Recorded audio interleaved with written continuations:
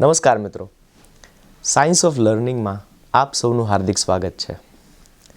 આજે આપણે એક સુંદર મજાના પિટારામાં બેઠા છીએ. પિટારો શબ્દ સાંભળીએ એટલે તરત જ મનમાં જાદુનો ખ્યાલ આવે, અને જાદુનો ખ્યાલ આવે એટલે બાળક તો આવે જ. આપણે ત્યાં ગુજરાતમાં બાળ સાહિત્ય વિશે વર્ષોથી નાનું મોટું કામ થયું છે, પણ અત્યારે ડિજિટલ યુગમાં બાળકો માટે કેવું સાહિત્ય રચાવવું જોઈએ એનો જો કોઈ વૈજ્ઞાનિક રસ્તો, કોઈ એવો સિરસ્તો જોવો હોય તો આ પિટારામાં આવવું પડે. આ પિટારો એટલે વલસાડ જિલ્લાના ધરમપુર તાલુકામાં આવેલું આર્ચ સંસ્થાએ બાળકો માટે આ પિટારો ખોલ્યો છે. આ પિટારામાં મૂળભૂત રીતે તો બાળ વાર્તાઓ, બાળકોનું શિક્ષણ સાહિત્ય અને ઘણું બધું નીકળ્યા કરે છે. આમાંથી આજે આપણે વાત કરવી છે બાળકોના સાહિત્ય વિશે, ખાસ કરીને વાર્તાઓ વિશે. વાર્તા આમ તો કહેવાનો વિષય છે, પણ જ્યારે આપણે બાળ કેળવણીની વાત કરીએ તો વાર્તાનો એક સાધન તરીકે ઉપયોગ કરીને બાળકોના મનમાં કલ્પના રોપવાનું બહુ જ પાયાનું કામ વાર્તા કરે છે. એમાં પણ એવી વાર્તાઓ જે કલ્પના પ્રધાન હોય. આપણે સામાન્ય રીતે બાળકો અને વાર્તા વિશે વાતો કરીએ એટલે તરત જ ઉપદેશ આગળ આવી જાય છે. ઉપદેશને થોડીવાર ઠહેરાવવાનો છે, થોડીવાર રોકવાનો છે. અને જે બાળકો 3 થી 10 વર્ષના છે, આવા બાળકોને તો આપણે વધુને વધુ કલ્પનાઓ કરાવવાની છે, અને એના માટે આ પિટારાની વાર્તાઓ ગજબ કામ કરે છે.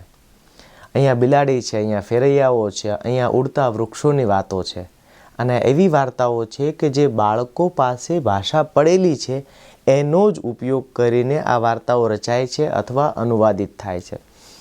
ભારતભરમાં, દુનિયાભરમાં લખાતી આવી વાર્તાઓનો સુંદર, રસાળ અને ચિત્રાત્મક ભાવાનુવાદ એટલે પિટારાની વાર્તાઓ.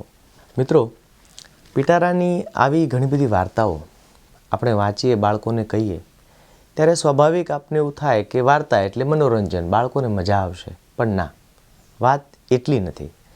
વાત એ છે કે બાળમાનસ, ખાસ કરીને 7 થી 10 વર્ષ સુધી એનું જે બ્રેઇન છે એ લગભગ 85% ડેવલપ થાય છે. આ ડેવલપ થાય છે કેવી રીતે? તો એમાં ભાષાનો બહુ મોટો રોલ છે. એટલે બાળકો આ વાર્તા સાંભળે છે, પોતે વાંચે છે, જુએ છે. આ દરમિયાન જે શબ્દો ગૂંથાય છે, જે કલ્પનાઓ એના મનમાં ઘોડા સ્વરૂપે દોડે છે, એનાથી એનું ભાષાનું પોત બને છે.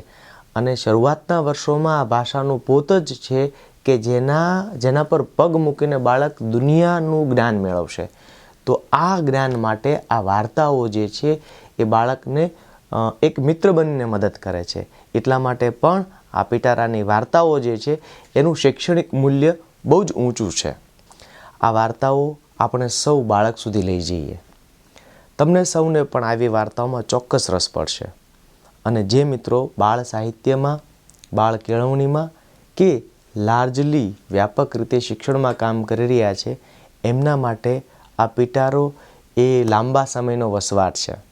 તમે ધરમપુર આવો, તમે આર્ચ આવો અને શાંતિથી આ જગ્યા જુઓ, આ એક પાનું ઉથલાવો એટલે તમને ખ્યાલ આવશે કે આપણે જેને મુખ્યધારામાં બાળ સાહિત્ય કહીએ છીએ અને આ બાળ સાહિત્ય છે એ બંનેમાં જમીન આસમાનનો ફરક છે. આ બાળ સાહિત્ય વૈજ્ઞાનિક ઢબે રચાયેલું છે.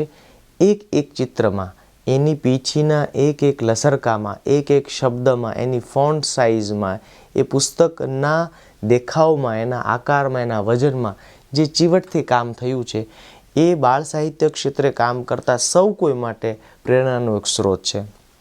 હું અહીંયા આર્ચની વેબસાઇટ, એનું સરનામું અને સંપર્ક સૂત્ર આપી રહ્યો છું વિડીયોમાં. આપ ચોક્કસથી અહીંયા પધારો અને જુઓ કે બાળ કેળવણીનું કેટલો સરસ કોડિયું અહીંયા પ્રગટ્યું છે. મને આશા છે કે આપ આર્ચના આ પિટારામાં વાર્તાથી શરૂઆત તો કરશો, પણ આ પિટારો ત્યાં પૂરો થતો નથી.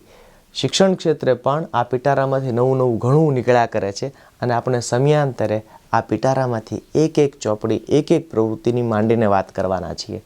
મને આશા છે આપ સૌ આ યાત્રામાં, આ પિટારામાં, આ જાદુઈ રોમાંચ જોવામાં મારી સાથે છો. મને આશા છે આજની વાત આપને ગમી હશે. મળીએ છીએ સાયન્સ ઓફ લર્નિંગના આવતા એપિસોડમાં. Thank you so much.